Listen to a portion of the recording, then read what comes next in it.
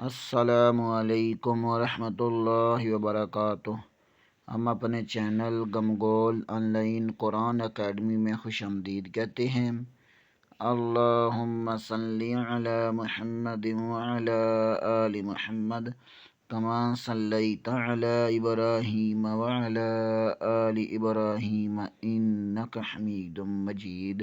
اللہم بارک علی محمد وعلی آل محمد کما بارکت علی ابراہیم وعلی آل ابراہیم انک حمید مجید۔ اللہ پاک سے دعا ہے کہ اللہ تعالی ہمیں اس نیک کام کا ثواب ہمارے والدین، ہمارے اساتذہ اکرام اور تمام مومن مردوں عورتوں کو عطا فرمائے، آمین ثم آمین یا رب العالمین۔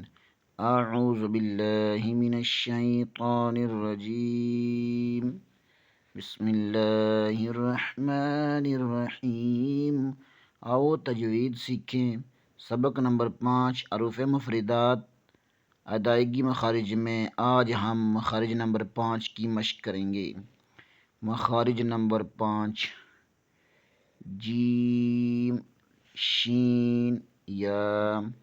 وسط زبان بالمقابل اوپر کے تالو سے لگے تو جیم، شین، یا ادا ہوتے ہیں۔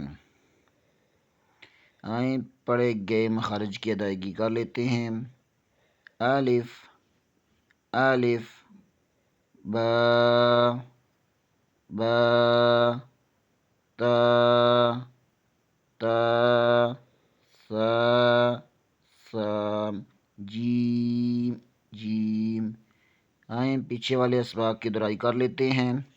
سبق نمبر 1 میں ہم نے تجوید کا تعارف پڑھا۔ سبق نمبر 2 میں ہم نے مخارج اور مخرج کی تعریف پڑھی۔ سبق نمبر 3 میں ہم نے حروف مفردات کی تعریف پڑھی، اور سبق نمبر 4 میں ہم نے تعویض اور تسمیہ کی مشق کی۔ اور سبق نمبر 5 حروف مفردات کے مخارج نمبر 1 میں ہم نے الف کے بارے میں پڑھا۔ الف منہ کے خالی حصے سے ادا ہوتا ہے۔ عام حالت میں ایک الف کی مقدار کھلی انگلی کو بند کرنے یا بند انگلی کو کھولنے کے برابر ہوتا ہے۔ مخارج نمبر 2 میں ہم نے با کے بارے میں پڑھا۔ با بند ہونٹوں کے گیلے حصے سے ادا ہوتا ہے۔ اور مخارج نمبر 3 میں ہم نے تا، دال، طا کے بارے میں پڑھا۔ زبان کی نوک ثنائے علیہ کی جڑ سے لگے تو تا، دال، طا ادا ہوتے ہیں۔ اور مخارج نمبر 4 میں ہم نے زبان کی نوک ثنائے علیہ کے سرے سے لگے تو سا، زال، ظا ادا ہوتے ہیں۔ اور مخارج نمبر 5 میں ہم نے جیم، شین، یا کے بارے میں پڑھا۔ وسط زبان بالمقابل اوپر کے تالو سے لگے تو جیم، شین، یا ادا ہوتے ہیں۔ آج کے لیے اتنا ہی۔ کل انشاءاللہ اگلے سبق کے ساتھ دوبارہ حاضر ہوں گے۔ تب تک کے لیے اجازت۔ دعاؤں میں یاد رکھیں۔ آپ حضرات سے اپیل کی جاتی ہے کہ پیچھے والے اسباق کی دہرائی کرتے رہیں۔ السلام علیکم ورحمۃ اللہ وبرکاتہ۔